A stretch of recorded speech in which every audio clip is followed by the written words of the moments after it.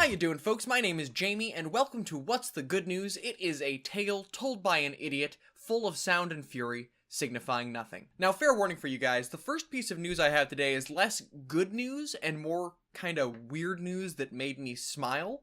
So, hopefully that's not a deal breaker for you. If not, well, here's your warning. Get off now. Quit it. Run for it. Get out of here, you crazy kids. It's coming. The news is coming. Oh!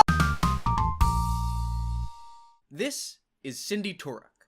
Cindy had to be escorted off of a Frontier Airlines flight going from Florida to Ohio after she refused to disembark when she was informed that her emotional support squirrel named Daisy was not allowed. At first glance, it's pretty easy to be sympathetic to Cindy here. She brought a doctor's note that said that the squirrel helped with her anxiety about flying, and she called ahead to tell the airline about her emotional support animal when she made her reservation. However, according to the airline, neither Cindy nor her doctor's note indicated that the emotional support animal in question was a squirrel, and the airline actually has pretty strict policies about not bringing any rodents of any sort onto the plane, which does make sense because if you think about it, rodents are small and jittery, and really the last thing you want in an airplane is a giant panic because somebody's emotional support chinchilla decided to make a break for the little bags of nuts.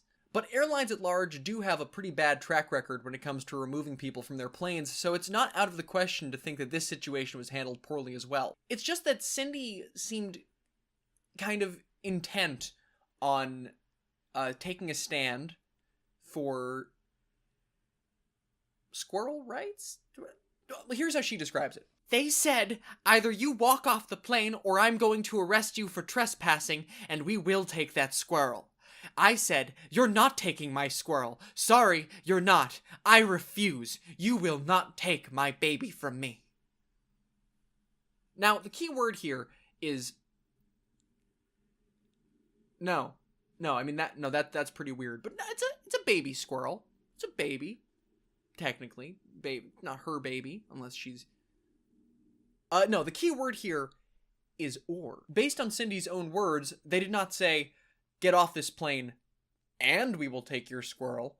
They said, get off this plane, or we will take your squirrel. I highly doubt that an underpaid airline employee wants for any reason to deal with caring for a baby squirrel in the middle of their workday. Cindy refused to take the squirrel off the plane, so they said that they would take her off the plane and remove the squirrel from her to incentivize her to get off the plane of her own free will. And in response, Cindy said, you won't take my squirrel. They don't want to take your squirrel, Cindy. They want you to get off the plane. But anyway, that is how the situation escalated from an inconvenience for Cindy to an inconvenience for an entire plane full of people, as the flight was delayed for nearly 2 hours until Cindy was finally removed from the plane via wheelchair. Here they are, wheeling her out as she waves to a crowd of her supporters. I mean, mostly supporters. Cindy said some of her fellow passengers were more enthusiastic than others about her show of dissent. I can't imagine why. So the flight took off 2 hours after its scheduled departure time. The airline fully reimbursed Cindy's ticket, and that's where the story ends. Just kidding. She's coming for blood. She's coming for blood? Yeah.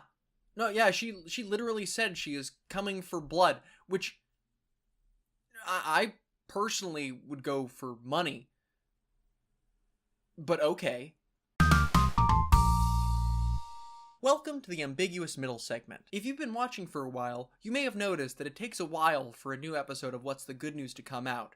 And in the time that it takes to put a new episode out, sometimes news articles that I'm going to cover get just too old to talk about. But rather than let them fall by the wayside, I want to take this time and invite you to join me in recognizing and memorializing the stories that might have been.